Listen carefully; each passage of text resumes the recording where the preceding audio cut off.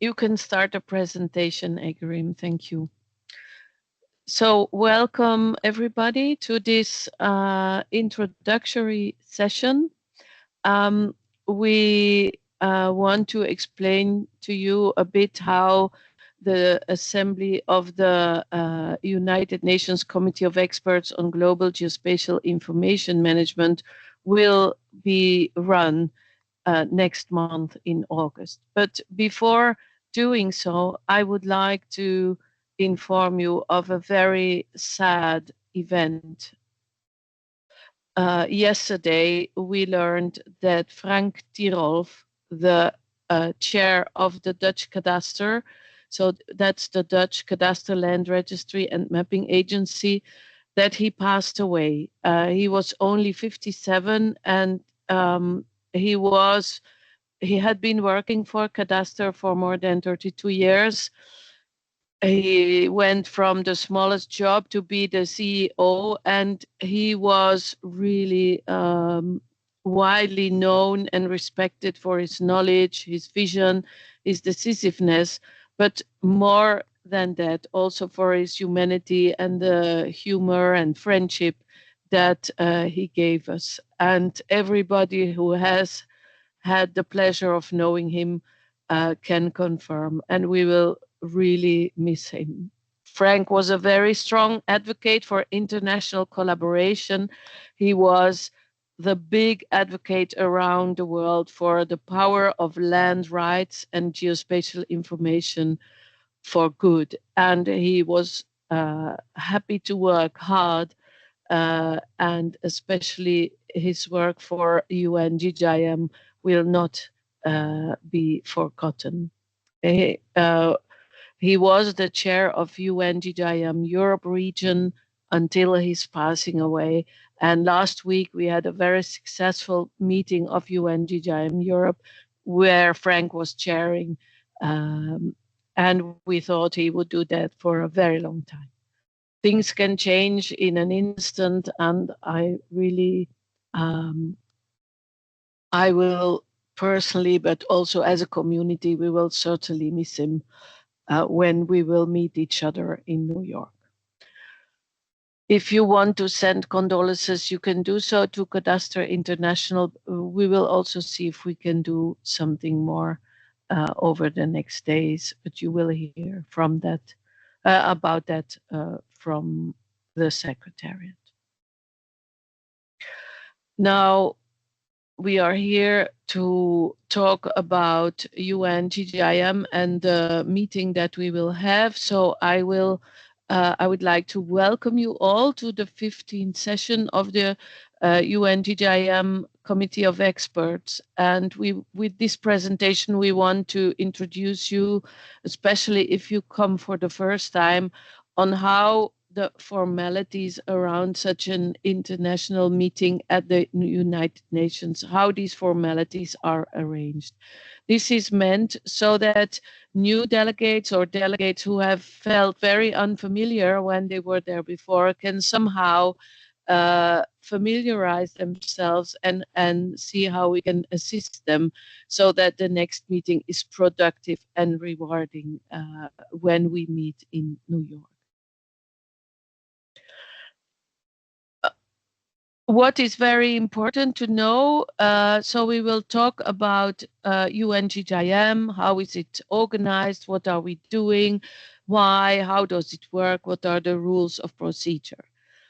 Then we will try to explain you how the documentation for the session is being presented, where you can find it, how you can access it, and how we will manage the discussions and the decisions. We will tell you how you can intervene, how can you give your opinion on certain points, and how can you have a say on the reports and decisions. And then we will give you some more, let's say, details on the media, the logistics, the broadcast that we do, social media, and the organization of the work. If there are any questions, I would invite you to put them in the chat, and we will take them And I hope, Guillaume, if I can task you with maybe not to wait to the end, but just ask the question, or if you want to raise your hand, that's fine as well. Thank you. Okay, so in the United Nations, that's an you have heard of the United Nations, of course, but just to make sure, there are 6 main blocks, main organs, if I may say so. There is the General Assembly, there is the Security Council, you have certainly heard of them. There is the International Court of Justice, also the Trusteeship Council, and then there is the Economic and Social Council. The Economic and Social Council is principally the principal organ where member states meet to coordinate economic, social, and related work of the United Nations. And that's the committee where we report to. And then you have the Secretariat of the United Nations, the administration, if I may say so, but it's a lot more than just administration. It's the people that do the daily work around all this work that's being done there, and also the depending agencies where the UN Secretariat, UN-GGIM Secretariat is a part of. If you look at the UN-GGIM, so we report directly to the ECOSOC, to the Economic and Social Council, and we have a principal goal to discuss and coordinate geospatial information management activities around the world by involving the member states at the highest level. The UN is the highest level in the world, and our goal is to facilitate and to make joint decisions and to set directions on the use of geospatial information within national, regional, and global policy frameworks. So we don't make geodata, we make policies on geodata. We also want to contribute on the collective knowledge as a community with shared interests and concerns, so that we can address global issues and challenges. And when you dive deeper into UN-GGIM, you will see that we are linked to the SDGs, which are the Sustainable Development Goals for the world, but also other challenges and international agreements are part of the issues and challenges that we want to help address. How do we do that? Well, our goal is to develop effective strategies to strengthen and enhance nationally integrated geospatial capacity and leadership, especially with a special focus to developing countries. The committee of experts includes all UN member states that want to be active. So anybody can be a part of UN-GGIM committee of experts. It's not a closed or limited number. It's not by elections or whatever. Every country that expresses a wish to be active can be active in our committee of experts. That's the difference with a commission, where a commission, it has a more, let's say, integrated, yeah, I don't know how to say it, but a commission is a more structured, but it has only a limited people that can be part of the commission. In our committee, everybody can participate. Our committee, of course, has to be run somehow. So the governance of our committee is as follows. We have a bureau with 3 co-chairs, of which I have the honor to be one. Sorry, I didn't introduce myself. I'm sorry. I'm Ingrid van den Bergen, and I'm the head of the Belgian Mapping Agency, and I'm one of the co-chairs. So the Belgian co-chair, that's me. My colleagues are Fernand from Côte d'Ivoire and Dietrich from USA, and the rapporteur is Meziane from Fiji. So these are rotating appointments, and every year we decide who are the co-chairs and who is the rapporteur. For reasons of continuity, we don't change everyone every year, because then it would be we would have a loss of continuity. Because there's a lot of activity going on throughout the year, it's not just once every year we meet in New York and that's it. No, there's a lot of activities going on, and to be able to support and focus these initiatives on the specific needs from different parts of the world, we are organized in regional committees. There are 5 regional committees. So there's the African Committee, the Chile, the Americas, Arab states, Asia Pacific, and Europe. And you can see in the slide the countries that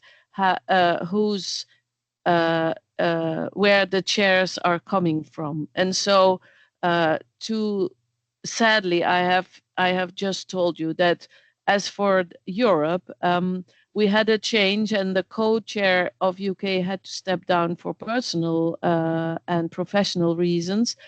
But so Frank was the only chair for the Netherlands. I'm sorry I didn't update this slide.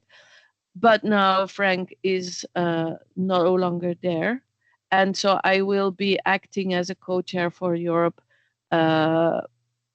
just for the next few months, until the regional committee can decide on a new co-chair. And then we have the different, what we call networks. There's the Geospatial Societies Network. That's a network of organizations like FIG, the International Hydrological Organization, and so on. Those are international organizations with a focus on geospatial information. Then we have the academic network. The academic network, it is what it says, the network of academic people around the world interested in geospatial information.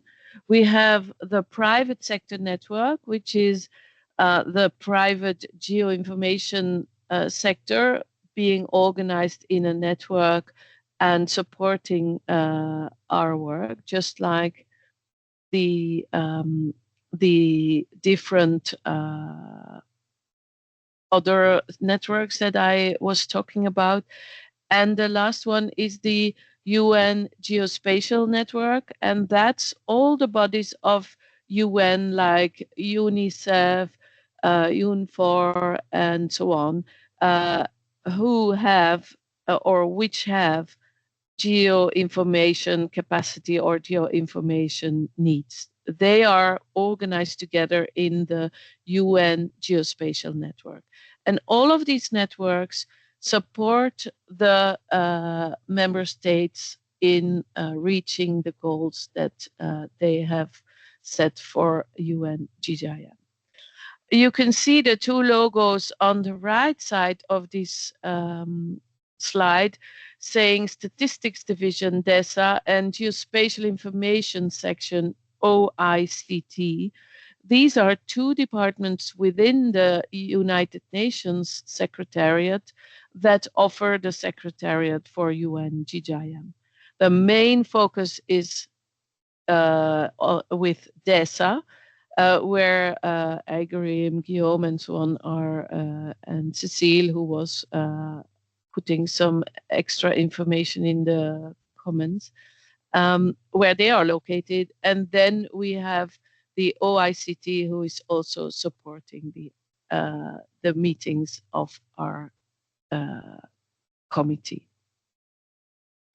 As said, the Bureau is composed of those 4 people. They are we try to have an equitable geographical rotation of the officers, and also to have the necessary balance of people from different gender. And so the Bureau is following up on the work that the committee has tasked its members to proceed on, and we will take on the tasks that the committee decides. So we do not go beyond any mandate that was given by the committee of experts. Coming back to the slide you saw earlier, in white you see the Bureau and the Regional Committee, and they together form the Extended Bureau. Now, I told you we do a lot of work in between the annual sessions, and to do that work, we have a lot of structures underpinning the work of UN-GGIM. We have working groups. You can see there are 5 working groups still going on. We have closed 3, because a working group, it has a start and an end. It's not forever. The ones still running today are Geospatial Information and Services for Disasters. We have the Marine Geospatial Information Group, Policy and Legal Frameworks, Land Administration and Management, the Group on Integration of Statistical and Geospatial Information, and the expert group on SDGs geospatial information. We do have a special group which is called the High-Level Group on the United Nations Integrated Geospatial Information Framework. That is a cornerstone, or it's the fundamental framework of the work we do. And it is a very important body of work that is being taken on and coordinated by this high-level group. And so they are at a different level, if I can say so, from the working groups. And we believe this group is very important for the underpinning of all our work. Then we have the Geodesy Working Group. This Geodesy Working Group has a special focus on geodesy. You have the Climate Resilience Group, and then the Future Geospatial Information Ecosystem Group. The lines you see are the ways how do they report, and in the you see that the Secretariat has been completed with 3 knowledge centers or centers of excellence. There is the UN-GGIM, which is the Knowledge and Information and Innovation Center, and they have a special focus on the IGIF. So they report, they are, let's say, very much influenced by the activities that are being taken on in the IGIF. The UN-GGCE, which is the Global Geodetic Center of Excellence located in Bonn, their focus is completely on geodesy, and they have a very close collaboration with the subcommittee on geodesy. And we have a 3rd center which is under construction for the moment, and their focus is very much on the future geospatial information ecosystem. All the information about our meeting, all the information also about these centers, you can find it all on the UN-GGIM webpage. It's very easy to find, ggim.un.org, and there you can find almost everything you would want to know about UN-GGIM. There is a specific page about our sessions and about the documents, and one of the documents you can find there is the Rules of Procedure, and it's the first document you should read. If we talk about members, then we mean an expert participating in a session of the committee who is the head of delegation of a state member of the United Nations. Rule 2, the committee of experts shall comprise experts from all member states with a specific knowledge of geospatial information management and its many interrelated fields and so on. Now, the first rule, it's very important for you that you know that you need to compose a delegation, and there is specific rules how to do that. The rules on how to become a delegate is that your permanent mission in New York has to inform the UN of the composition of the delegation and that you are part of this delegation. I think it's important that you know that, so you have to reach out to your foreign ministry so they can instruct the permanent representation to inform UN of your participation and that you are a delegate. That's a procedure that might take time. So if you have not yet started that procedure, it's the first thing you have to do to be able to make sure you can participate. The fact that you are designated as an official delegate will also help in your visa clearance procedure. Once you have done that, and you are designated as an expert, then you are sure that you can participate. Now, before participating, you also want to read all the documents. And these documents, you can imagine how many documents the UN produces every year. So there is a very strict and clear rule of classification of these documents. Because we are under ECOSOC, all our documents are called E. Then there's C20, that's the UN-GGIM committee. And then you have the number, the year, 2025, and the document number. So any number, any document that carries this number is an official UN-GGIM document. If it's an informal paper, a non-paper, a introduction to something not very important, or very important but not yet definitive, it will not have a number, and it will not be restricted by the rules of UN. There are some additional symbols to these numbers. For instance, the INF, if it's just for your information, or CRP, conference room paper, or L, limited distribution. They're not so often used in our work.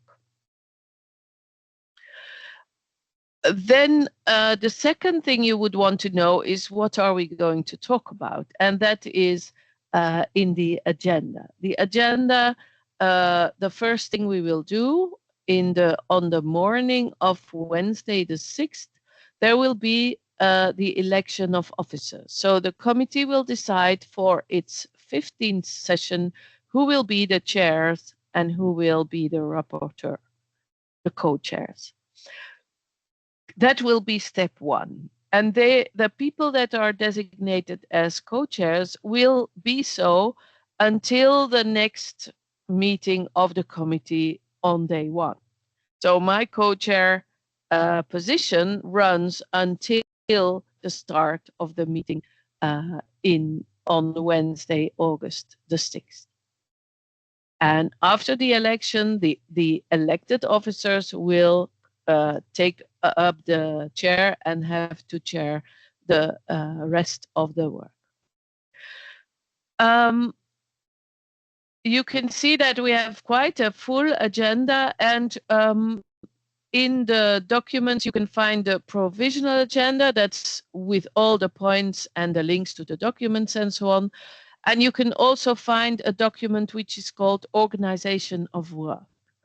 Because we know that not all points take the same amount of time to discuss, and also to allow for some change of scene, of setting of the chair, and the people who have to introduce the different items. The agenda is not always treated in the order as you see it in the list. So sometimes we will treat item 1, 2, 3, 8, and then later on we will take 4, 5, 6. That's possible. So you have to check very well what are the items on the provisional agenda, on the organization of work. When will we discuss them? If, for instance, your permanent mission asks you for to come by and talk to somebody at the permanent mission, and there is a point which is a very important for you, then you have to make sure that you don't make this appointment at your mission at the same time as when this point is discussed. So I would recommend that you look at the provisional agenda, knowing that it's not a guarantee, because everybody who wants to speak can speak, and the chair can limit your speaking time, but cannot prohibit anybody from asking the floor. So if every member state present in the room asks for a floor and wants to talk 3 minutes, we might end up with 300 minutes, because there's more than 100 people, more than 100 member states in the room, not counting the observers. Okay, so I'm just going on to the next step. So for each of the agenda items, you have a substantive document. It's every item will have a summary and a report. The summary, it's a brief, condensed summary, that's what it says, of what is discussed in the report. And this summary is available in the 6 official UN languages. The report is only available in English. So the report is a substantive document, can be 30 pages. We don't want it to be 100 pages, but it can be as long as appropriate. It's prepared by the expert groups, the working groups, by the secretariat, depending on what it is about. And it brings an overview of the subject that is being treated, and it can contain suggested considerations for the committee, points to reflect upon or to consider. So we do encourage you, of course, to carefully go through all the documents to see what they are talking about. And at the end, at the end of every report, you will find a section called Points for Discussion. And the points for discussion are the items that we would like the committee to express its view upon. So when you comment on a report, when you ask for the floor in the discussion of a certain point, the objective that we have is that you give your view on the points that were brought forward for discussion. So we will open the floor. People can express their opinion on the issues that were asked on the report.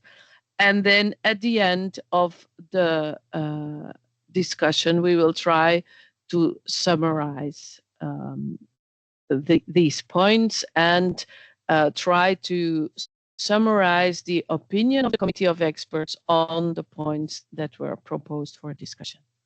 So if you have an opinion, it's important that you express it. Now we have, because of the very large number of participants, which we encourage and we applaud, we do encourage the regional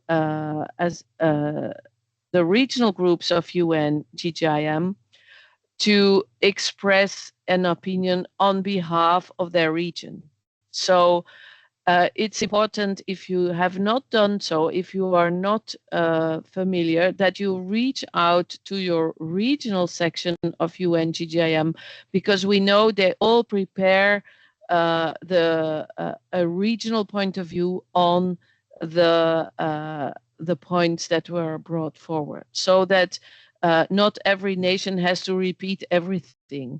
And so that that people can talk on behalf of the regional committee of experts on UN-GGIM. So I think that's important for you to know. We have a series of online side events on the road to the, we call it the road to the 15th session. This is one of them. There are two more that will be coming. One is next week on Thursday on GeoAI, and there's another one the week after, also on Thursday, which is on FELA. And FELA is a framework for effective land administration. It's a dialogue on land administration, and it's the group, the expert group on land administration, that will chair that organizes and will run that session. So if you are interested in either of those seminars on the road to the 15th session, you can register through the web page of UN-GGIM, where you can find this road to the 15th session. I really recommend, if you are new and you want to know about the framework for effective land administration, for instance, to participate in this event.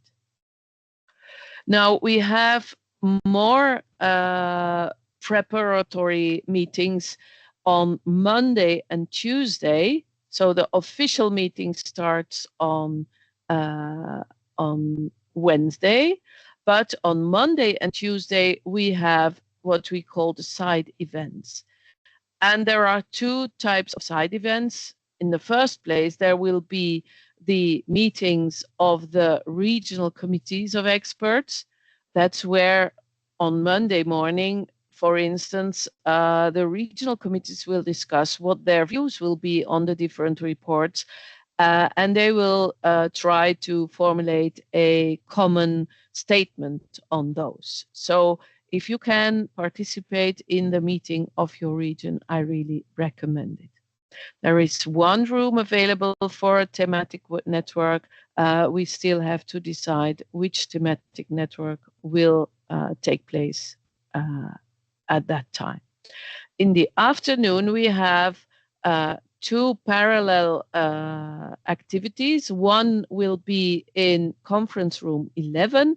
That's the plenary meeting of the high-level group of the Integrated Geospatial Information Network. That's a closed session, but there are two, one following the other, two open sessions on climate, environment, and resilience, where two working groups and the task team on climate resilience will animate a discussion on the outcome of the work done over the past year. And there will also be a discussion from the working group on policy and legal frameworks and a writing team on the future geospatial information ecosystem and the thematic networks, who will be talking about the evolving digital landscape. I really recommend those sessions as well. They are much more interactive than the formal sessions of Wednesday, Thursday, and Friday. On Tuesday, we have the plenary meeting of IGIF continuing in the morning, but we have 4 forums for you. One is on authoritative data, geodesy, land, marine, then following by 10 years of the Global Geodesy Reference Frame Resolution. The past working year has been, we have had a very strong focus on geodesy all over the world, with support of the Global Geodetic Center of Excellence. And so it's something we really want to bring forward, how we do that. In the afternoon, we will have a forum on geospatial leadership, which is actively supported by the high-level group of the UN-GGIM, but especially also by the GGIC, the Knowledge and Innovation Center that we have in China. And in the afternoon, it will be the follow-up part of this forum will be on integrated geospatial information management for development agendas. So if you can, I really recommend to participate. Now, what is your role in this whole event? You are encouraged to participate actively. So not just come. I really encourage you to come. It's the best network in the world, I can say, on geospatial information. But you are really encouraged to review the draft decisions and provide appropriate interventions, to express your views, to shape the decisions of the committee actively. How does it work? Well, we have the report, everybody can talk, give their view, recommend, and then at the end of the item, the agenda, the secretariat will summarize the main discussion points and the proposed decisions. So you will hear a summary of the decisions and the elements that Secretariat has noted that should go in the definitive decisions. Now, on Friday, August 8th, we will circulate the draft decisions. You will get the draft decisions of the Wednesday and Thursday quite you will have them on Friday morning. Maybe sometimes we can provide you with draft decisions already on Thursday evening, but you will get those and you will be able to comment on them or to propose amendments. So you can review them. How does that go? Well, we have a text of what the committee could decide, and you can propose a change in the wording. Now, you cannot say the opposite of what was said when we discussed the point. So when we discussed the point, the main conclusion was we want this to be white. You cannot come up with a new point of view. If you have a point of view, it has to be expressed when we discuss the point. But you can refer to points that were discussed when we discussed the point in detail and ask them to be included or to amend the proposed decision. So you really have to propose a change of the wording and not say, I don't agree. You have to make a proposal of other wording. And then at the end, we will finalize the decisions. Now, it's important that you know how far you, as a representative of your country, are delegated. What is the delegation that you have, maybe you will have to liaise with your foreign department or other relevant offices so that you can speak on behalf of your country. Don't forget, you are speaking on behalf of your country, and the statements you make are public.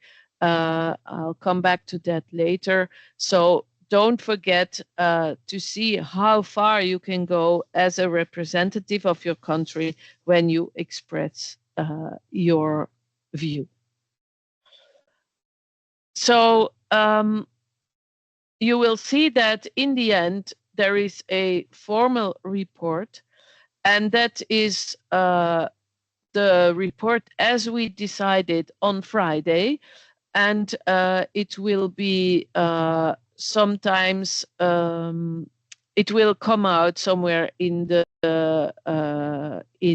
September, and this report is sent to ECOSOC for acceptance. So sometimes you will see that after the decisions are made on Friday, we will do a redactional cleanup of the text so that there is no language issues that are left or mistakes in how do you say that, grammar mistakes and things like that. So all the meetings will be broadcasted on UN Live United Nations Web TV. So if you send a link to your grandmother or your daughter, she can watch you on UN Live TV. Interpretation is available for you during the session, but also for people watching the TV in all 6 UN languages. And the recordings of the meetings will also be posted after the session. There is a website I told you about. There's a Twitter account, Twitter with the hashtag, the ad GGIM15 and hashtag GGIM15. Dates and times of the meetings: we will meet from 10:30 to 1 and from 3 to 6. On Wednesday, we start at 10:30. On Thursday, we start at 10, and the end time is always 18 o'clock. So we call these the 6 meetings. So also in the recordings, you will see that there are 6 meeting recordings. We try to keep to this schedule, to stick to the schedule, and because of the translation services, there is very little flexibility in the start and end times. So we ask you to be on time in the room so that we can start on time, and to respect the request from the chair when we ask to limit your speaking time to 3 minutes so that we can achieve the very well-filled agenda with the timing as proposed. So there is, every time you can see there is an estimate in the organization of work, you can see that we put after item 7, for instance, there is 60. That means that we think this item will take about 60 minutes. So the whole meeting is called the session. Every section is called a meeting. And don't get mixed up if we talk about the 3rd meeting. Well, it's the 3rd session of this session. No, it's the 3rd meeting in this session, the session being the 3 days. I think it's completely opposite of what we would intuitively feel, at least in my language. But anyway, that's the wording as used by the United Nations. And that's something I had to learn. There are certain ways of saying things, certain ways of doing things, which are very, very formal, and which are sometimes for us techie people quite strange. but that's the way how the UN wants you to run the business so that it's consistent with their rules of engagement and their rules of work. So I think I'm at the end of the slide deck, and I just want to come back to our main objective. We want to position geospatial information to address global challenges. I don't know if there are any questions, but now I can open the chat to see if there are any.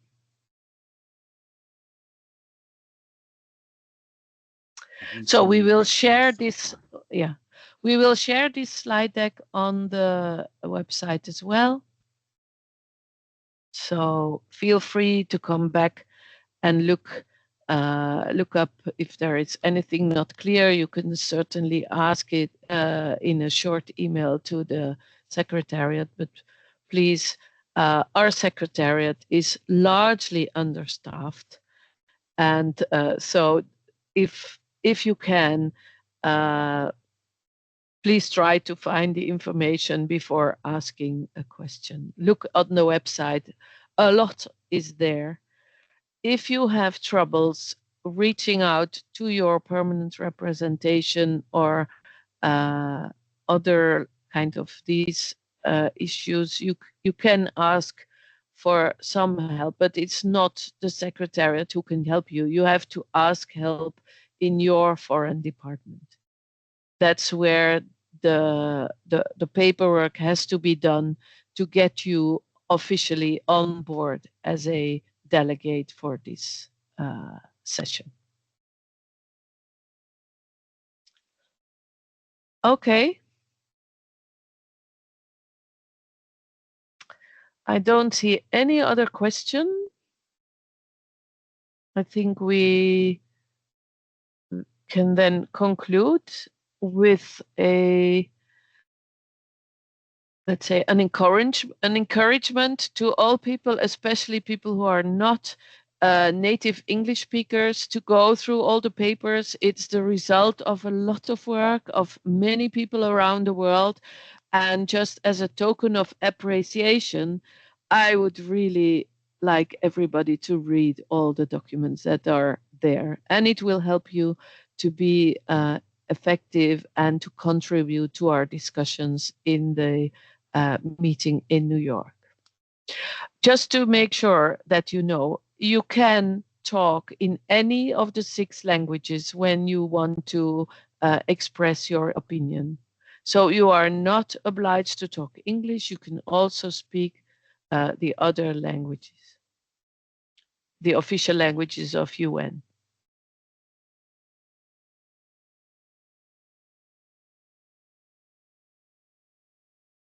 So they are English, French, Spanish, Russian, Arab, and Chinese. Am I right? Yes. Learned my lesson well. So when you want to intervene, you can speak immediately in your own language.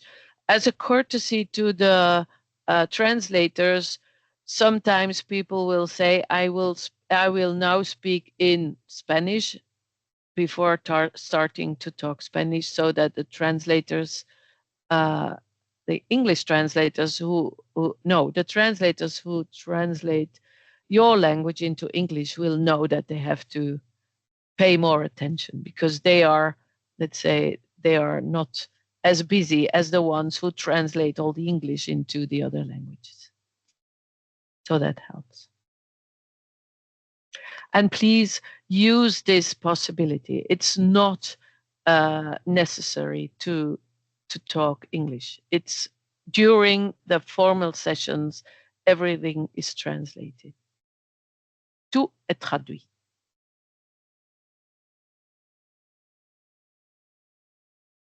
Okay.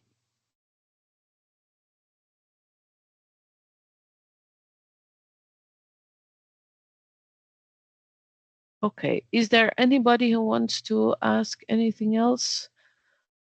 If not, then I look forward to meeting all of you, or many of you, in New York in 1 month. Keep safe. Bye. Bye-bye.